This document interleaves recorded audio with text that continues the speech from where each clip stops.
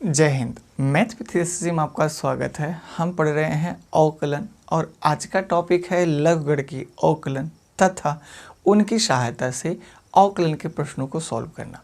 तो चलिए आज की क्लास को हम आरंभ करते हैं। सबसे पहले हम ये जान लेते हैं लघुगणकीय अवकलन क्या है और इनके द्वारा किस तरह के फलनों का अवकलन किया जाता है।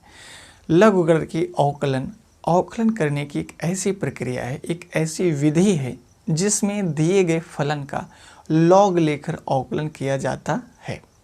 जैसे अगर हमारे पास कोई फलन इस प्रकार से डिफाइन है कि उसकी घातांक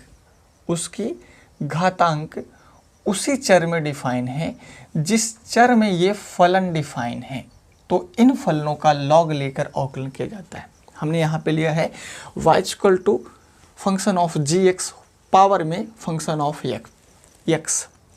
यहाँ ध्यान देंगे आप लोग, ये जो फलन x में है उसकी घातांक भी उसी चर में डिफाइन है।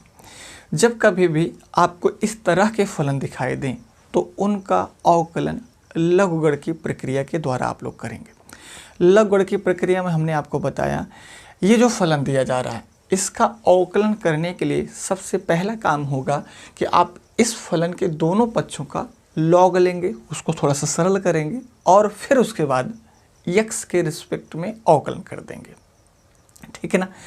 अथवा कोई फलन इस प्रकार से डिफाइन है, मान लो y = function of fx into function of gx into function of px।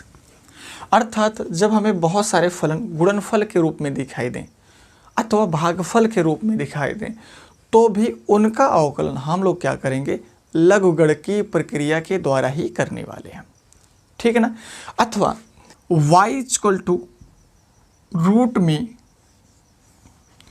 Function of x upon function of gx, इस तरह का भी फलन अगर हमें मिले तो भी हम लोग उसका क्या कर सकते हैं, अवकलन लघुगणकीय प्रक्रिया के द्वारा ही करेंगे।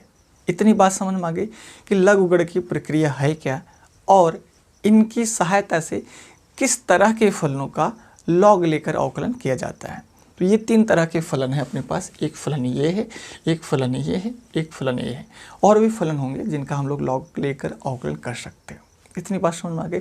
इसके बाद हम लोग क्या करते हैं, इन सब पर आधारित एक एक एग्जाम्पल लेते हैं और उनको समझ लेते हैं कि हाँ इनका अवकलन कैसे लघुगणकीय प्रक्रिया के द्वारा किया जाता है।